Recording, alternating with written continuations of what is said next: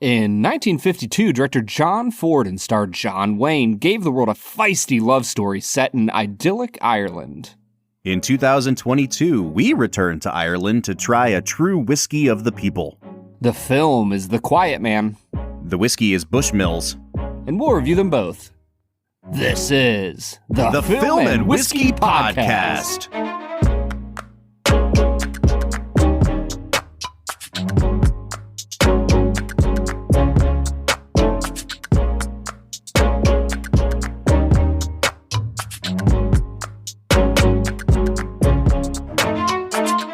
Welcome to the Film and Whiskey Podcast, where each week we review a classic movie and a glass of whiskey. I'm Bob Book.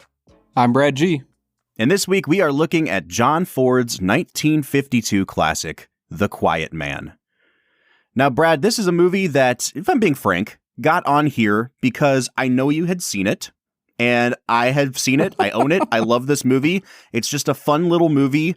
Like, I don't really know that we're going to have a lot to dissect or analyze here today, but it's just like, it's just a nice little movie.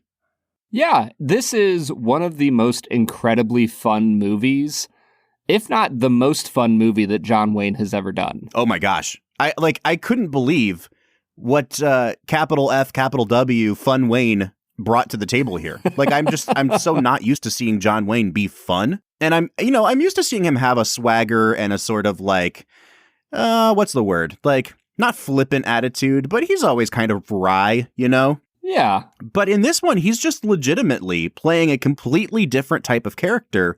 And it was the most charming I've ever seen John Wayne in a movie. Yeah, there's a sincerity to his performance that I think outshines a lot of his other roles. It's just the fact that he comes in as a man who is completely confident in himself and knows what he wants and doesn't feel the need to show off for anyone else.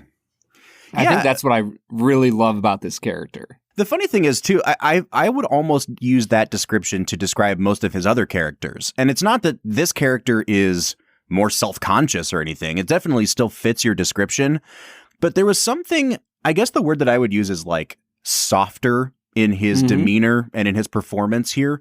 More lighthearted. More lighthearted, and there's a boyishness to him that I'm not used to seeing. And it really, like, I think he's like 43, 44-ish when this movie is filmed, but his face looks so much softer and more, I guess, just I'll keep using the word boyish. There's a youth to him that I think for a good portion of his 30s and 40s, the movies he was making, he was trying to distance himself from that. And I really loved watching him embrace that here.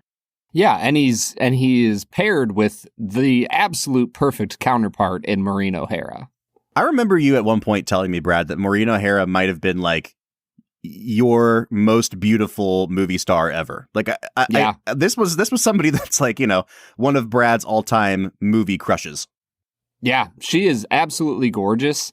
And, as with all people who are attractive, it has so much to do with her personality and her feistiness and spunk and her ability to hold her own in any relationship that she has in this movie. I just think she's spectacular in this film.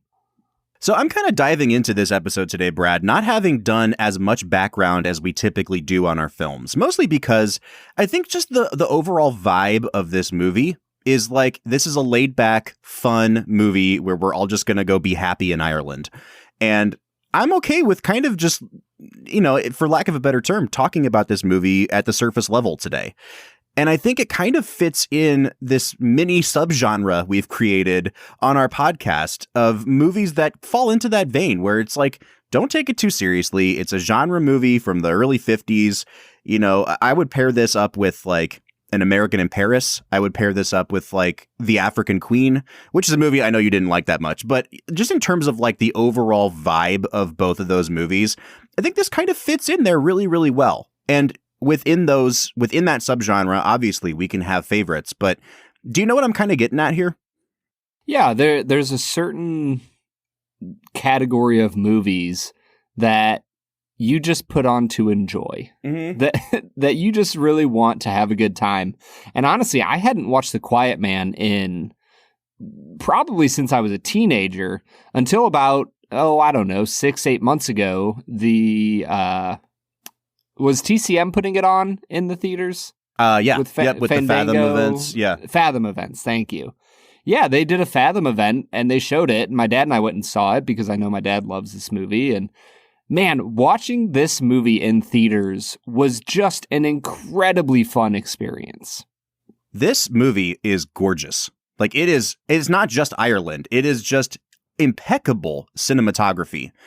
And I want to talk a little bit about the shot compositions and stuff later on down the road, but I called out American in Paris and The African Queen in particular because, Brad, this is like maybe the third or fourth movie we've ever done where the movie was filmed in, the United Kingdom in the early 50s and used their film stock and used their Technicolor process. And when you're as nerdy about movies as I am, when you watch early color films from England, they look so much different than early color films from America. There's just like a little bit softer hues, and there's like a almost like a creaminess to people's like skin tones. It's just really gorgeous. And this movie, man, in the first 2 or 3 minutes, I just hit pause, I'd say 5 times, and just lingered on some shots because it is just beautifully composed. Yeah, the way the camera moves throughout the setting, it almost feels like you're just a person walking through these gorgeous Irish fields. Like, it feels like it is a part of the story. And I think that the choice to use Ward Bond as the narrator helps with that. That it gives you this sense of like, we're just outsiders looking in on a cute little love story. But everything about it works together. And you're right, the way the cinematography is used here, you just get to enjoy Ireland for what it is and, make you want to book a ticket over there as soon as possible. All right, Brad, I think we've gotten a little bit too far down the rabbit hole for people who may not have seen the film yet. We should probably give them a proper introduction by way of our segment, Brad Explains. And as we get into Brad Explains, we do want to say, hey, if it is your first time with us, welcome into the podcast. If it's your 200 and whatever this is, 75th episode with us, thanks for sticking around this long. We would love for you to consider joining us at our Patreon, patreon.com/filmwhiskey, where you can support the podcast at 3 different tiers, a $3, $5, and $7 a month tier. At all 3 of those tiers, you get access to a special Discord server that Brad and I are on every single day. At each successive tier, you get more and more perks. Brad and I are actually going to record a special bonus episode just for our $7 a month patrons right after we finish this one. So please consider joining. We'd love to have you on board. Patreon.com/filmwhiskey. Brad, we have put 60 seconds on the clock for you. Can you break down the admittedly thin plot of The Quiet Man? I think I might be able to handle it. A retired American boxer named Sean Thornton. Well, I guess he's not technically American because he was born in Ireland. Yeah. So a retired Irish turned American, turned back into Irish boxer named Sean Thornton moves back to his small hometown of Innisfree, and he falls very quickly in love with the lovely Mary-Kate Danaher. He's assisted in his endeavors by a old matchmaker, drunkard named Micheline O'Flynn. The local Catholic priest, Father Lonergan, helps him out, but he falls into a duel with Squire Red Will Danaher, who refuses to help him win the hand of his sister because he bought property that Red wanted to buy. And they fight. And they trick Red, and they have horse races, and it's just a romp of a tale, and it's a great time, Bob. All right, Brad, this is where I'm going to give a little bit of context for where I'm at with this movie, because I don't want to let you down at the end of the episode. I really like this movie. I like it a lot. I think that there is like a ceiling for how good movies like this can be. This is at that ceiling. You know what I'm saying? But I think you probably are going to give this movie a little bit of a higher score than me. And at the end of the day, what it really comes down to for me is that I think this movie could be at least 30 minutes shorter than it is. 100%. And like before I watched it, you had watched it a few days ago, and I was like, yeah, is this like a sub 2 hour movie? And you were like, no, it's like at least 2 hours and 10 or something like that. Yeah, it's 209. Yeah, man. Everything you said in Brad Explains up until about the 50-second mark happens in the first 10 minutes of the movie. And then the last thing you said, which is they fight, happens at the end of the movie. And there is an hour and a half in between in which very little happens. Yeah, I think that this movie should be about an hour and 40 minutes, hour and 45 minutes. Yep. It just runs on about 15, 20 minutes too long. They draw out certain parts of the story of Sean, like acclimating himself to the village and trying to win Mary Kate. That just takes way too long. Mm-hmm. But outside of that, Bob, I don't know if there's much wrong with this movie. No, it's a very charming movie. And I think that what might let some people down if they go into this knowing John Ford, knowing John Wayne, is that it tells such a small, intimate story. And it's, again, like, I think the goal of this movie is just to be a charming little diversion. And it's very artfully made. I don't want to act like this is just like a throwaway movie. But, I mean, we've traced the plot here. A guy moves to Ireland. He has some secrets in his past, which never really get explored at all. And he wins the heart of somebody and has to fight her brother. And that's really the end of the movie. And to take... And they become very good friends. Yes. Also at the end of the movie. So, like, to take 2 hours and 9 minutes to tell that story, I mean, that's essentially as long as, like, Jurassic Park. You know what I mean? Like, I don't know if we need a Jurassic Park length movie to do The Quiet Man.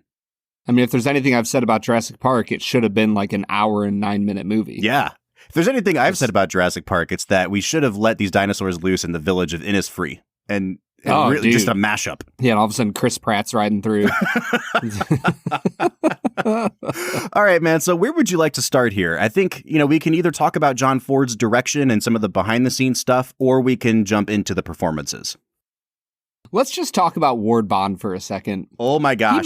He might be the perfect supporting actor of all time. Here's the thing about Ward Bond. I spent a solid portion of this movie after, I praised Ward Bond last week with The Searchers, just kind of looking at Ward Bond and saying, like, why was this guy stuck as a character actor? Because he's gorgeous. He's a very good looking man. Like, right? Like, broad-shouldered, in great shape. He's, again, he's a few years older than John Wayne. I think he's almost like 50 at this point.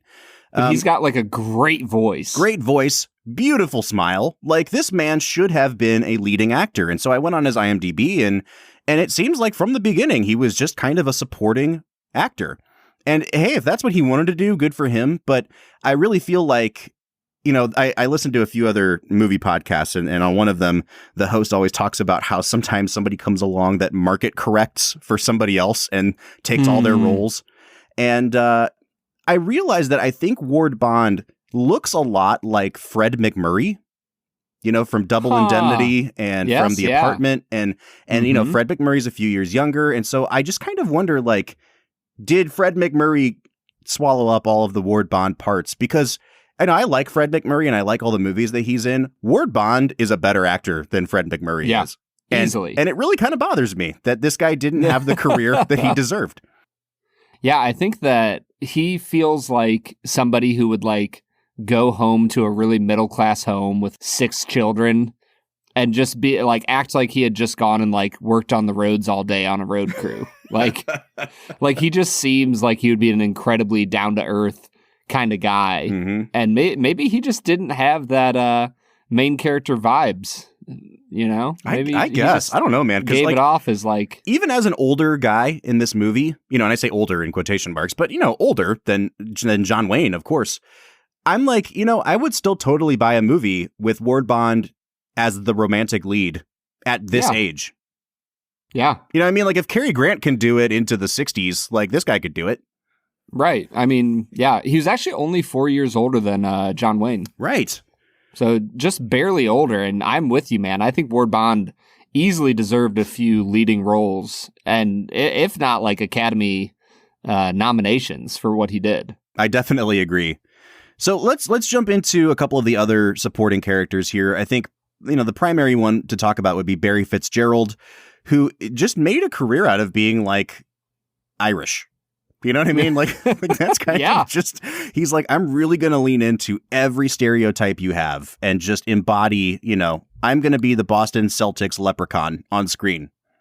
And that's kind of what he is. He wins an Oscar in 1944 for a movie called Going My Way, which I think also really falls into the vein of this film in that it's just happy and charming and cheesy and over the top in terms of schmaltz.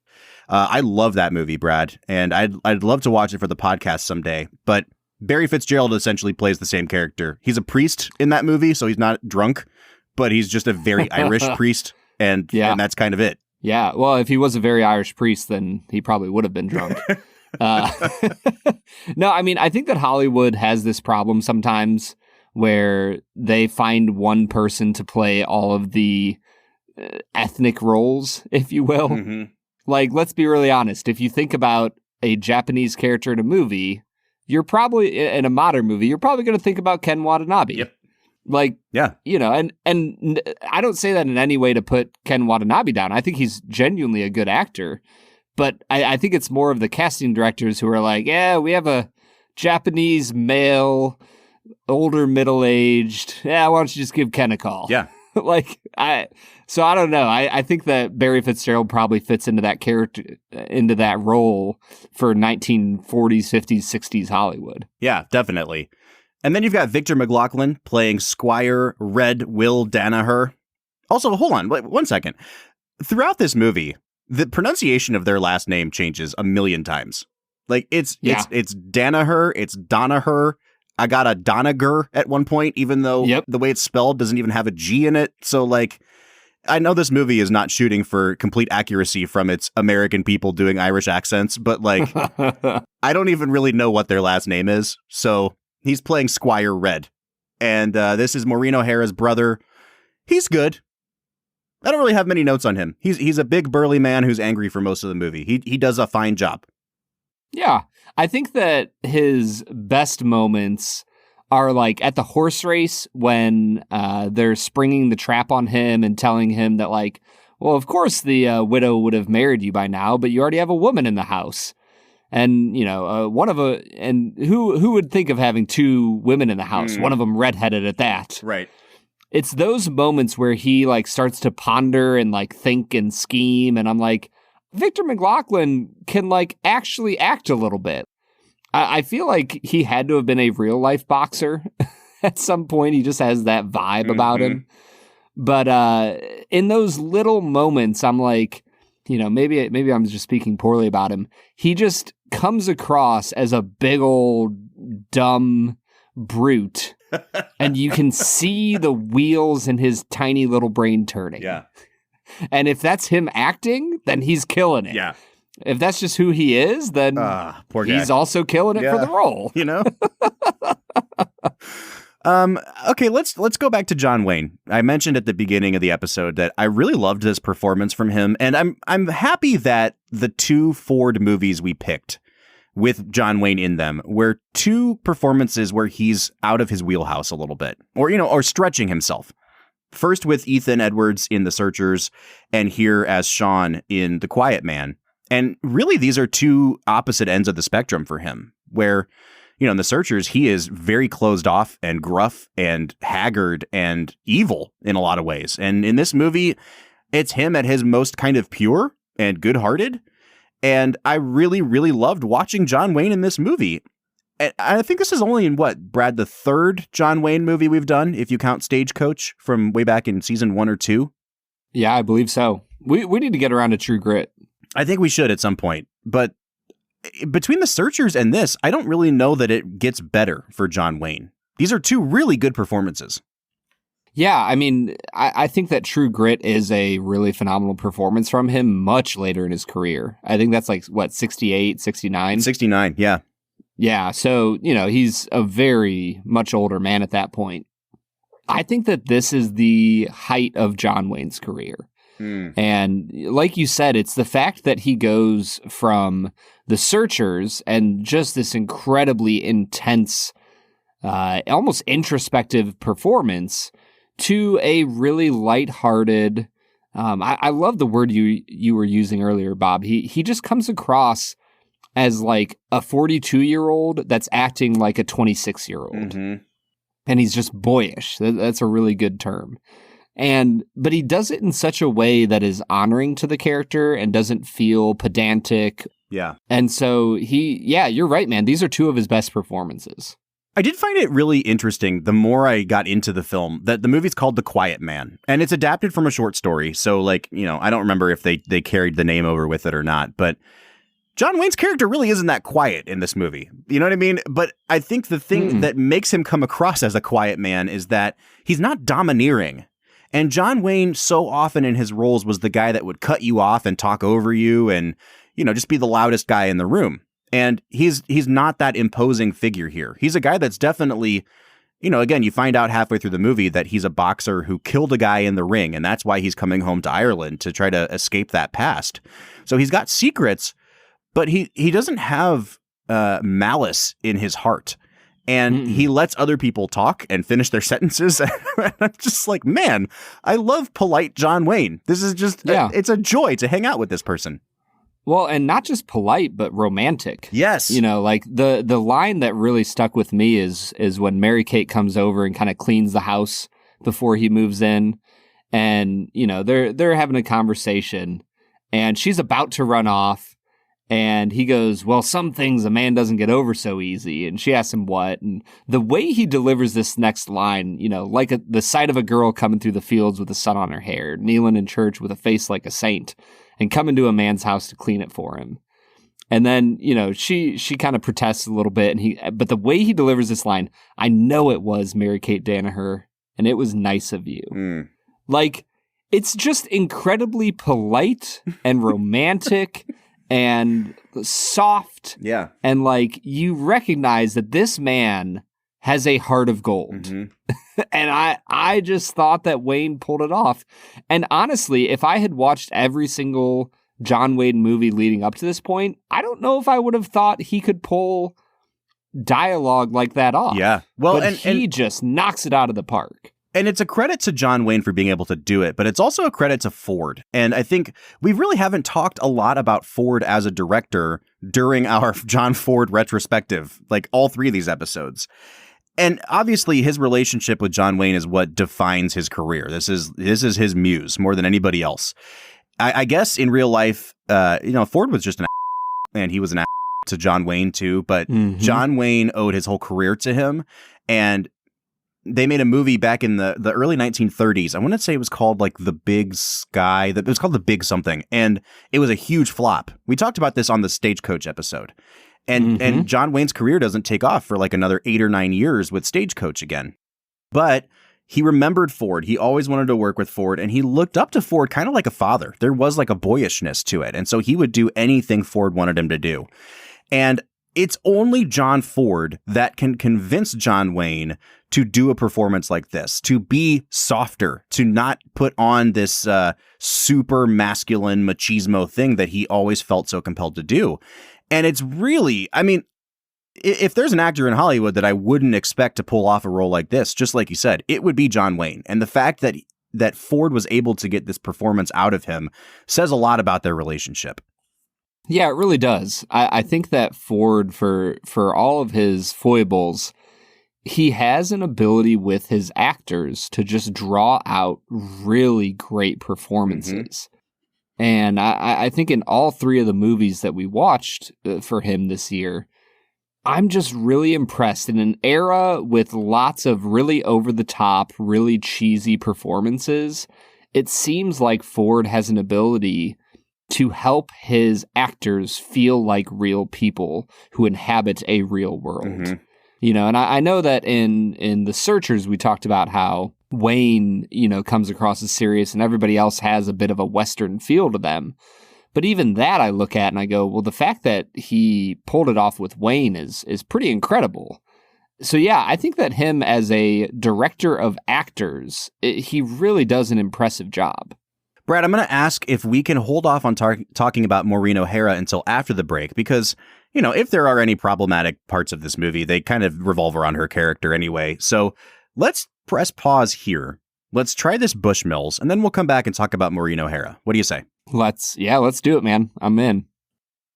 Film and Whiskey Nation, do you ever think about awards? Of course you do. You drink whiskey and watch movies, which means that you know that nothing is validated until a group of random people say, hey, we love what you're doing. The awesome thing about Doc Swinson's whiskey is that it isn't just some group of schlubs that are giving them awards. They have been winning attention from some of the most important whiskey experts that you can imagine. They've been voted best distillery in Washington State by the New York International Spirits Competition.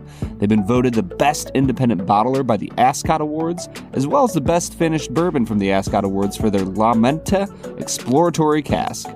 Their Exploratory Cask series is where they release some of the most fascinating and adventurous experiments. If you're ever checking out Doc's lineup and see a white label, there's a really good chance that that's the only time you'll see that bottle, so make sure you snatch it up. Doc Swinson's has been offering just phenomenal finished and blended whiskeys for quite some time now. You can find them online at docswhiskey.com. That's DOCS whiskey.com.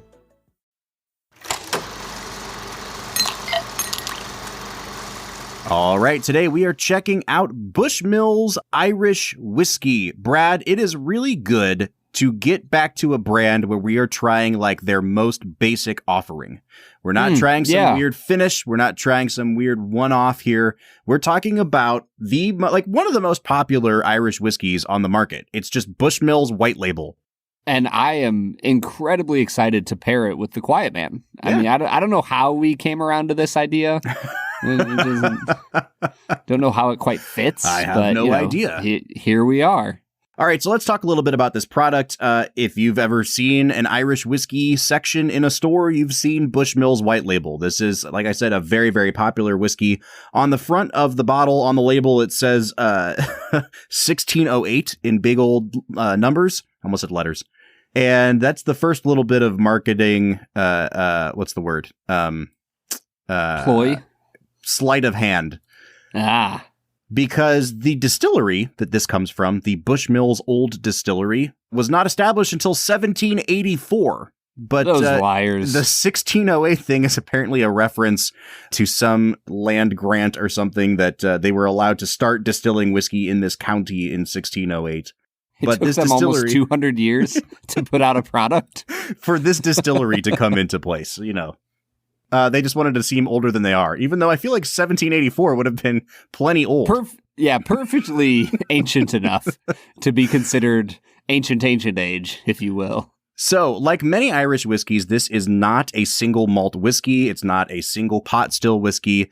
It is a blend of single malt Irish whiskey that is triple distilled and a lighter grain Irish whiskey. So not made from malt, made from a mixture of other grains. They blend these two together, and then they age it for at least 3 years in a combination of used bourbon barrels and used Oloroso sherry casks. So this is actually a very similar process to what we see with a lot of Irish whiskeys. I know that when we did Aberlour, that's a single malt, but their aging process is part in bourbon barrels, part in sherry casks. So this may or may not end up having some of those great malty, Scotch single malt notes on the nose for us. I'm really looking forward to what this has to offer. Yeah, and I guess I'll just say this. If you know anything about Bushmills, you know that it is not a very expensive whiskey. No. So for me, I'll reflect that in my value score, but just know this going in that this is a $22.50 bottle of whiskey. And like you said at the start, Bob, I'm excited to get into a super baseline offering of whiskey because I feel like it's like we're getting in touch with our roots. Yeah.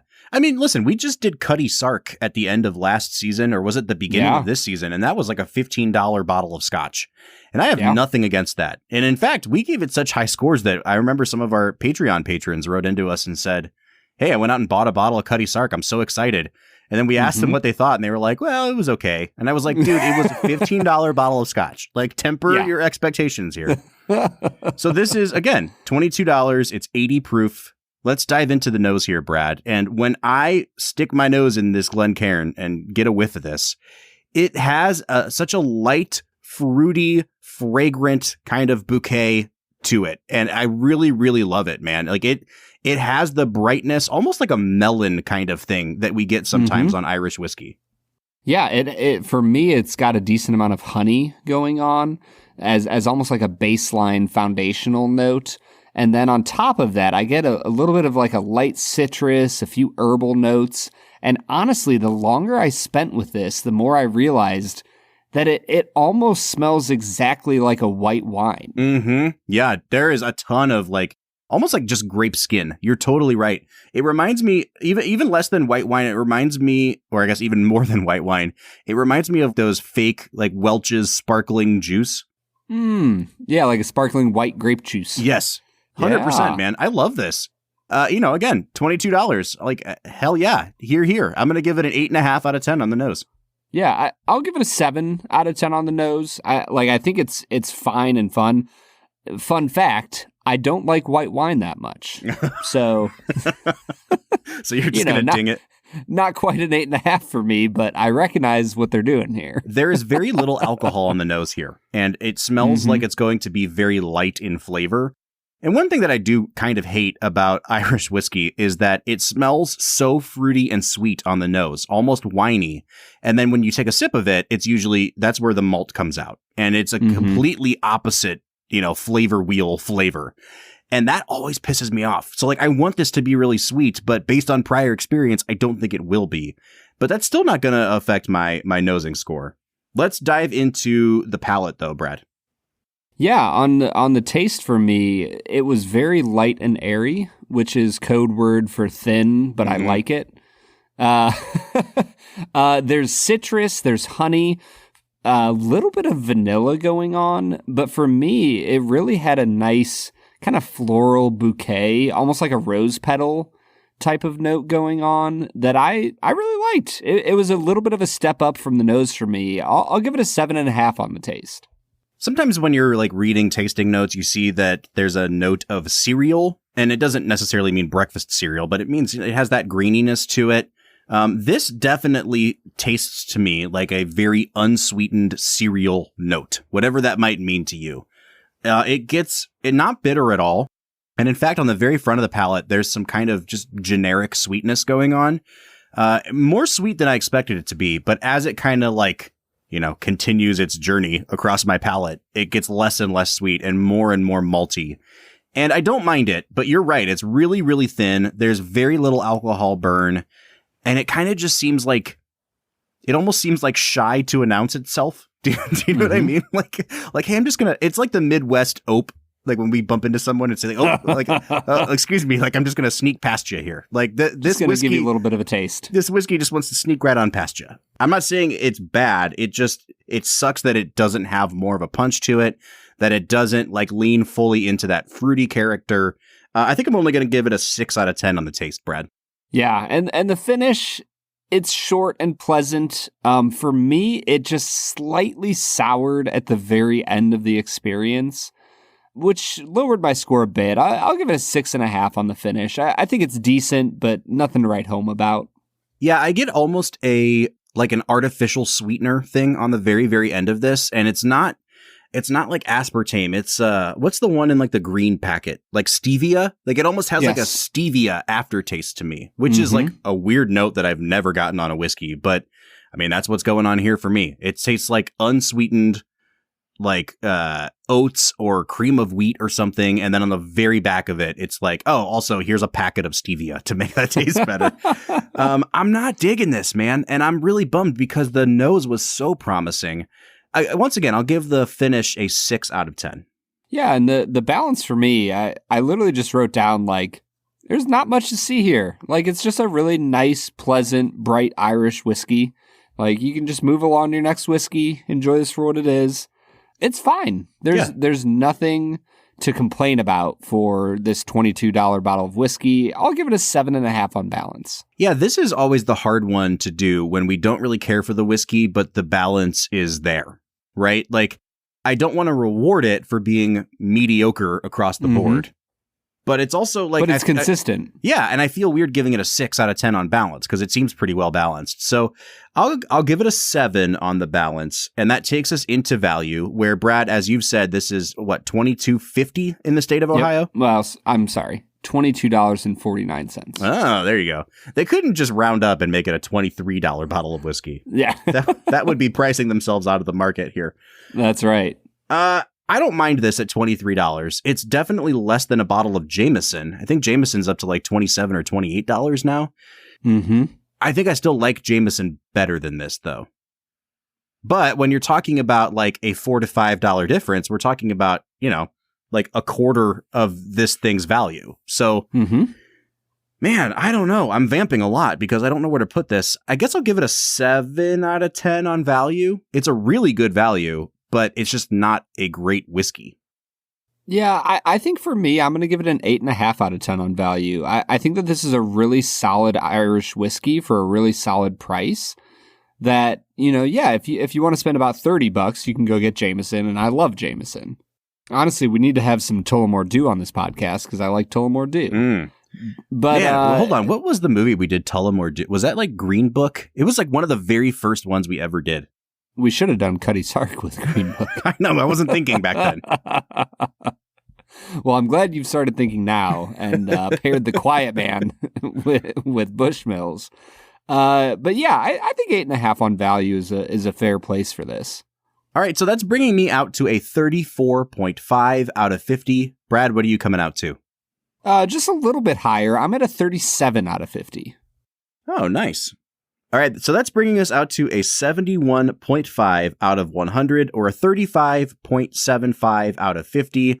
I think, Brad, if we're being honest, like if you just looked at this whiskey and didn't take into account how we score our categories, this whiskey's not really a 35 out of 50 whiskey. But when you consider that we do value and that we are taking the $23 price tag into consideration, I get it. I get that this is where it's ending up. Yeah, I think that here's the interesting thing, Bob. I think we might be one of the only people that like truly sits down and does a tasting notes on the Bushmills whiskey. Like most people who buy this aren't going to be buying it to like sit down, put it in a Glencairn and take 20 minutes, 30 minutes to like sample it out and think about what they think about this whiskey. Yeah. But with that being the case, like hold on. If you're buying this, then you're probably either just trying to consume it as quickly as possible and in as large of quantities as possible, or it's a mixer. But I don't know that I would think that this would be a great mixer. It's just too subtle and too, I don't know, non-attention grabbing. Yeah. I feel like it would get swallowed up by everything else in your cocktail.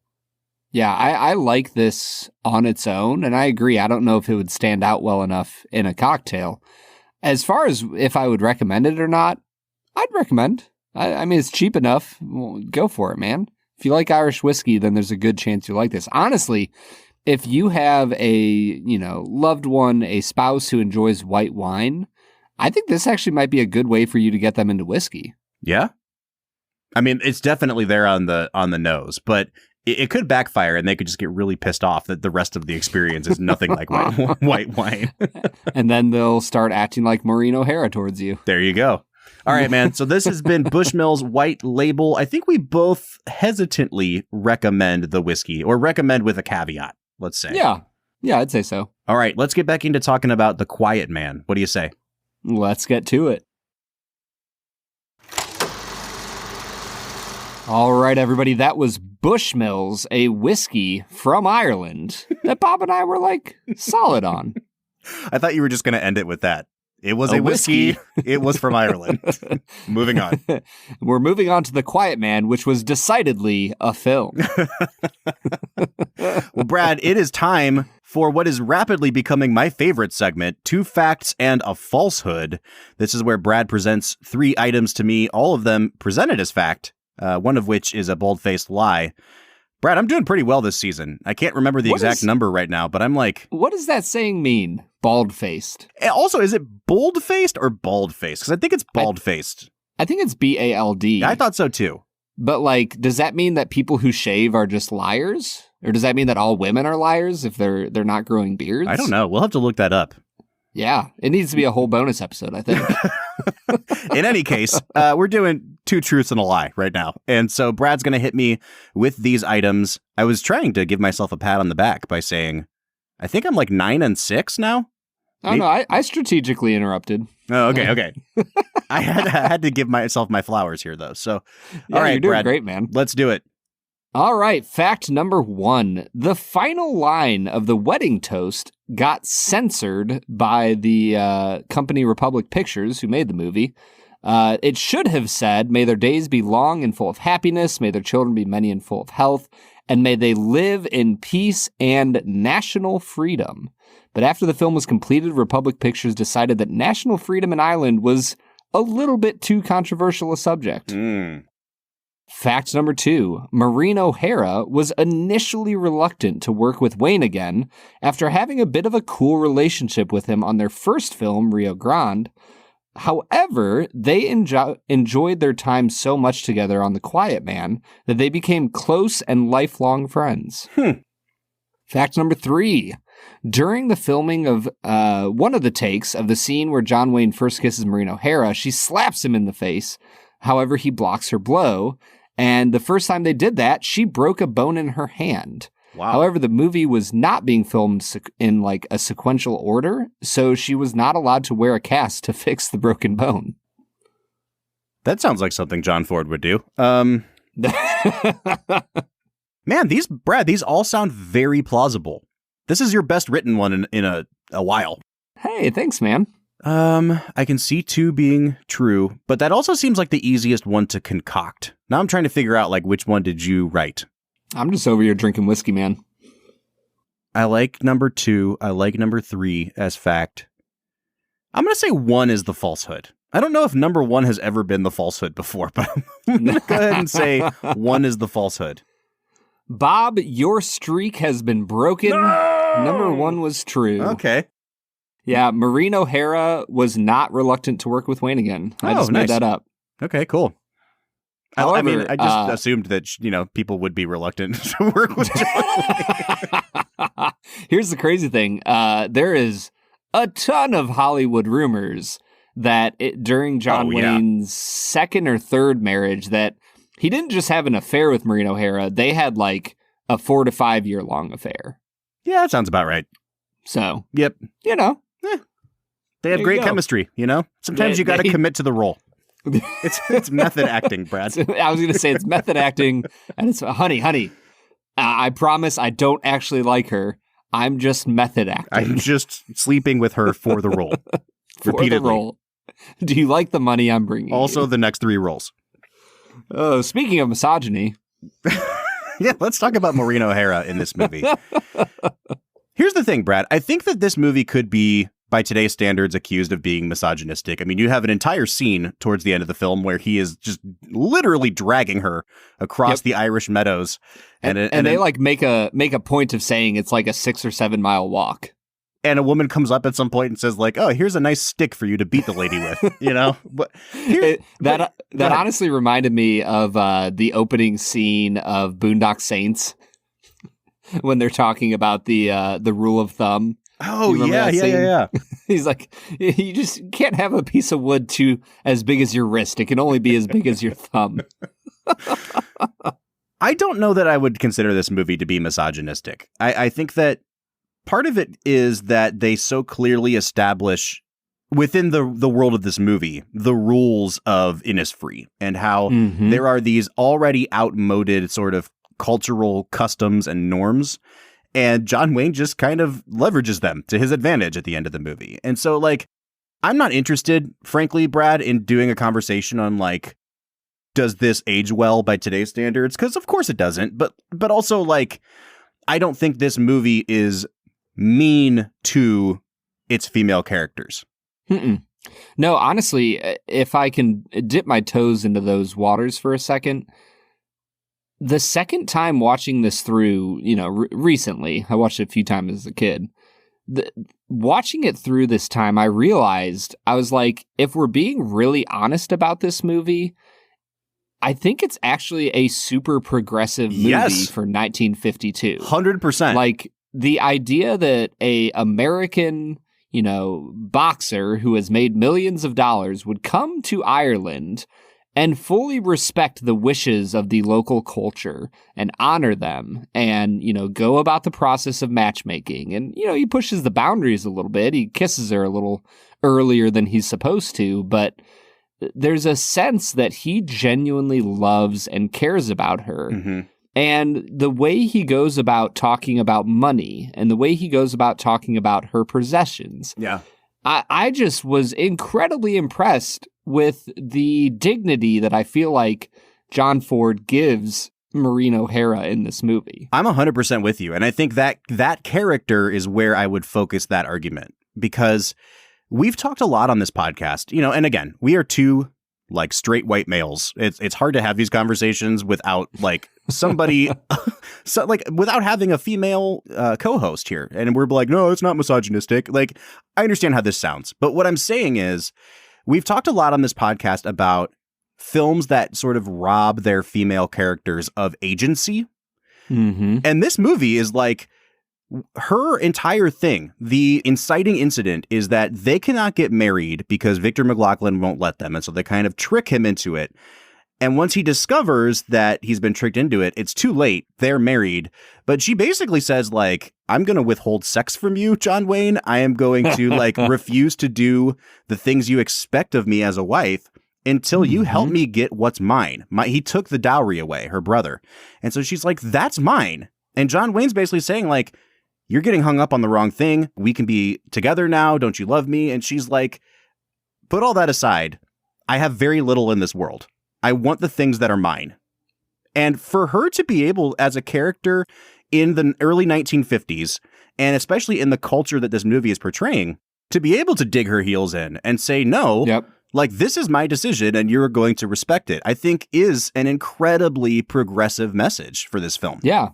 Well, and also when you look at the actions that, Sean Thornton takes as a character, she locks the door on him and he kicks the door down and is like, hey, there's not going to be any locked doors in this house.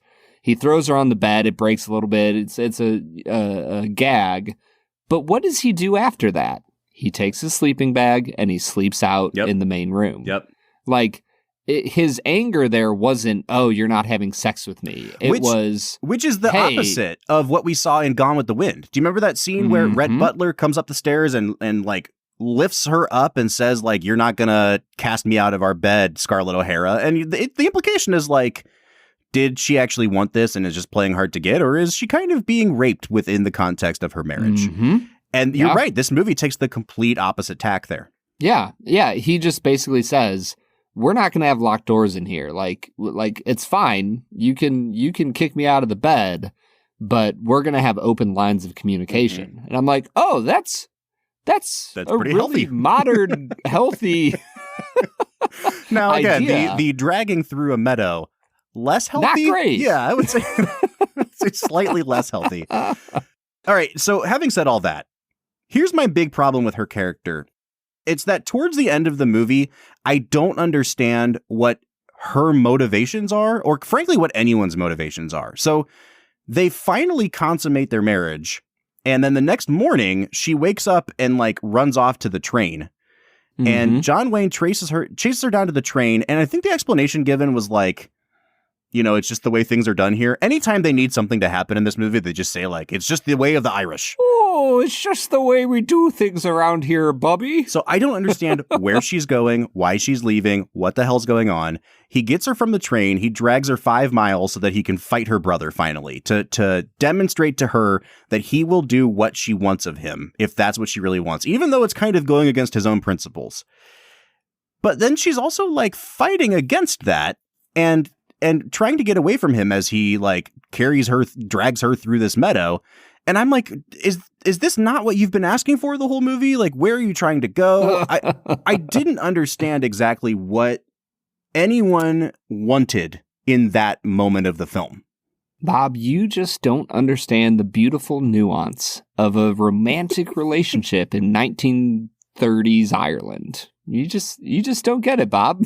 Actually, I think that is a great explanation. It's just when you are married and you're fighting with your spouse and you guys are just both digging your heels in and none of it makes sense anymore, but you don't want to lose the argument. You know? You just drag your wife through a field. Yeah, let it be known. Film and Whiskey Podcast endorses spouse dragging, right? All about it. Yeah, no, I think that genuinely it felt, and this kind of gets back to what you were saying about how long the movie is. I think that everything up until that scene felt like it had a purpose. Yes. It felt like it was like, all right, it's driving the plot forward. But at that point, it was like, all right, we just need something funny. Well, what could we do? Yeah, we'll just have him drag her through a field. Right. That'll be funny. Let's order that up. Get the camera crew ready. We're gonna do it now. Well, so then they get back to Victor McLaughlin, and he's like, all right, fine, here's your money. And then he gets the money, and Maureen O'Hara's not satisfied with that, and has John Wayne throw it in the furnace, and is like, no, what I really want is for you to beat my brother to a pulp, which is really not her motivation through the whole movie. And, again, if they want her brother beat up, like, I completely understand that impulse. He's the worst. But yeah, what she has said the whole time is like, I want this money is mine. And then they throw it in the freaking steam engine. And it kind of turns into... So there's a movie from a few years ago called Phantom Thread. It's a Paul Thomas Anderson movie. And that movie takes a very weird turn towards the end. And I'm going to try not to spoil the whole thing. But it essentially becomes this weird kink between the two main characters where one of them kind of poisons the other one repeatedly so that that character gets sick and that the other one can nurse the first one back to health. And it is like this weird psychosexual fetish thing at the end of the film. And it ruined the movie for me. I did not like that film. But I couldn't help but think of it the whole time I was watching this movie, because I'm like, I don't think she even wants anything anymore other than just to like put John Wayne in this situation where she is in control of him and watching and like this weird bloodlust. It seemed like this weird kink. And I was like, what purpose does this serve anymore? I didn't the whole end of the movie didn't make sense from the character's motivations standpoint. Kink feels like a strong monosyllabic word to throw that way. Yeah. I think that if anything, at a certain point, she wants to see her husband shine. And so if anything, it's more of a lust for drama than it is for anything else. But I see what you're saying, that it at a certain point, it's like, man, he's right. Like, he got your furniture back. He's providing for you. He is gentle and kind. He's honoring your wishes to not have sex, which, who would have expected that from a 50s person? So, like, at a certain point, I'm like, what are you even asking for anymore, Mary Kate? Like, and then when she finally gets the money, she just throws it in the fire. Right. And you're like, but then still makes him follow through on the fight. Yeah, when they could have just walked away at that point. I don't know if she makes him follow through, because Victor just punches him in the face right after they throw it in. That's fair. So I think it was more of at this point, the fight has to happen. But no, I think you're right, though. It's like she just has misguided motives by the end of the film. And they're weird. Well, and I think that's where this movie suffers, right? Is that it's overlong and also leaves random dangling threads. The best part of the movie from a cinematic point of view for me is that flashback to John Wayne when you find out that he killed a guy in the ring. Like, the way it's filmed is very dreamlike. You don't see a crowd behind them. And like, it's very surreal. Can I also point out the camera? We talked about in Raging Bull that it was the first time the camera had ever been inside the ring. However, the camera in The Quiet Man was inside the ring, pointing at John Wayne's face. And the way they cut that montage together without sound of, like, his two trainers standing next to him smiling, and then it cuts back to his face, and it's this weird, like, Dutch angle close up. It is incredible filmmaking. Yeah. And then it is never returned to. He never confesses that to anyone. He just is completely able to put this trauma behind him, or at least ignore it for the course of the movie, and never deals with it again. And I really was like, okay, again, I know that like every movie in 2022, we want someone to have like baggage and trauma. And so I'm not saying that, but it was just weird that it would be a focal point of the movie and then immediately dropped right after that fact. Well, I mean, he has the conversation with the Reverend Playfair about it, and, it tells him to shut up. He's like, don't you tell anybody. No, when he goes into his office later in the movie. Yeah. And they look at the picture of, Playfair as a boxer, and they have a little conversation about like what it means to be a fighter in Ireland and what it takes to win his wife. I think they kind of tie that thread up nicely. I think there was one other dangling thing for me that I need to ask your opinion on, because I couldn't tell if they were implying that Maureen O'Hara is unable to have children. When they bring the bassinet over to the house, and she's like, "It was my mother's before me," and she runs out crying. And then the next scene, she finds John Wayne planting roses back, essentially in their backyard, and says like, "Oh, you could have planted a potato or something." And she's like, what good is a house without this and this? And then he says, "Or children." And the way she responds is she puts both of her hands under her stomach and kind of like rubs there. And I'm like, I wonder if we're implying something here. And I didn't know if you caught on to that or if I was just like reading into things too much.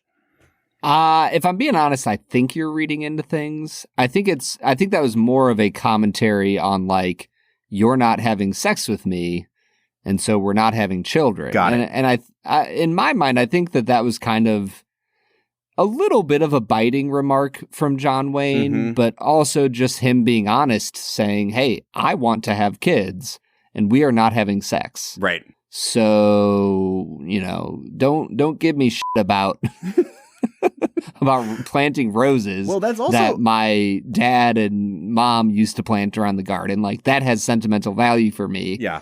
Back off a little bit. Well, and I think that's also kind of why I felt so comfortable talking about kinks at the end of this movie, because sex is kind of the driving force behind this whole movie. She beats up his brother, and then at the end of the movie, like the end of the movie is her tapping him on the shoulder to be like, "Let's f**k." And then they like they run back to the house, and it's like the end. And she rewards him for his bloodlust, and I'm like, this is very, very kinky.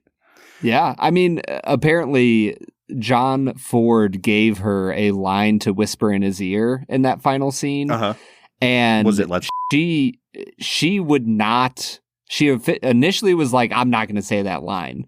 But eventually he got her to agree to say the line, and John Wayne did not know what the line was, so that it would get like a genuine reaction. Oh, wow. And like to this day, Maureen O'Hara, I think she passed away in 2015 or 16, but she always refused to tell anyone what that line was. So we still don't know what she actually whispered into his ear. I think I just gave it away.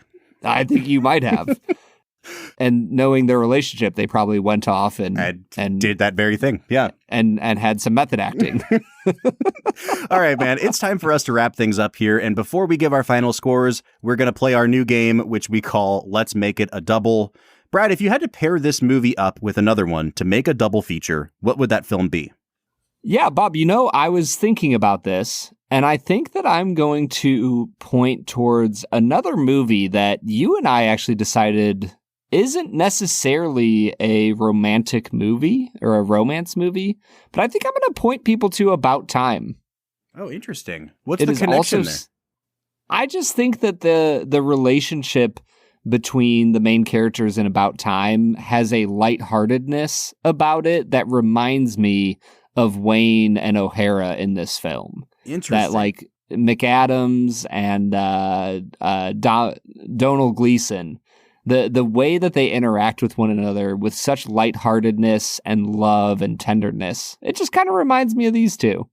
I like that, man. I would not have made that connection. Good pick. Yeah, thanks, man. I think for me, I'm going to go with another movie that has a similar vibe. And we didn't really touch on this that much, but there's something about movies coming out post-World War II, where I think so many men went across the ocean and fought overseas and brought back like pieces of European culture with them. And there seemed to be like an openness to let's make movies about Americans going overseas. And so you get all these movies like American in Paris and this film. And a couple years after American in Paris, Gene Kelly and Vincent Minnelli teamed back up for an adaptation of the Broadway musical Brigadoon.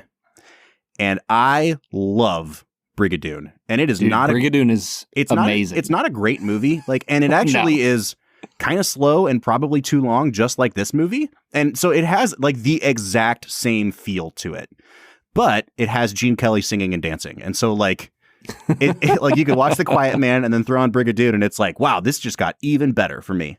So I would pair this up with Brigadoon. You just take a little short hop from Ireland to Scotland and, enjoy yourself. You're all set. Yeah. I love it, man. Let's get into final scores then, Bob. You said earlier that you're going to give it like a 4 out of 10, so I'm bracing myself. Where are you at with John Ford's The Quiet Man?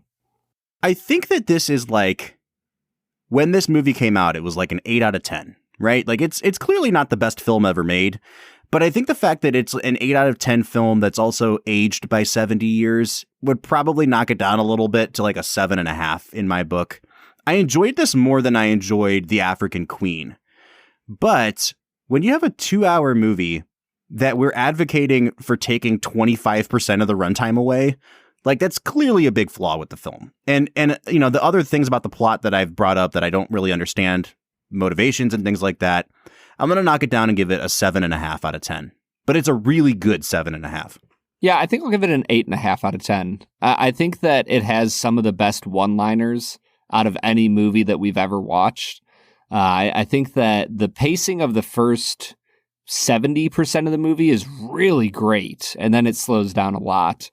And the performances are just fabulous. Mm-hmm. So I really love this movie, and it's an easy 8.5 for me. All right, so those are our scores on The Quiet Man, but we'd like to know what you think. Brad, I have a feeling that this might be the least seen of the 3 John Ford movies we've done this season, but who knows? Maybe a lot of people have watched it and loved it like we have. You can reach out to us across our social media accounts, Facebook, Twitter, Instagram, TikTok, @FilmWhiskey. Or you can jump onto our Discord. We are on there every single day talking to you guys, Film and Whiskey Nation. So jump on there, join the conversation. You can find a link to our Discord at the end of every single one of our show notes.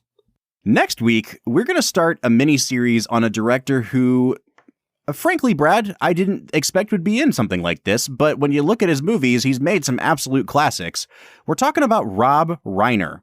And we're going to be looking at his early 90s horror masterpiece, Misery. I cannot wait for you to see this movie. Please go in as cold as possible to this film. Possibly the most incredibly talented yet diversely interested director that we've ever seen. All of his movies are different and incredibly solid. I can't wait, man. All right, we'll kick that off with Misery. But until then, I'm Bob Book. I'm Brad G. And we'll see you next time.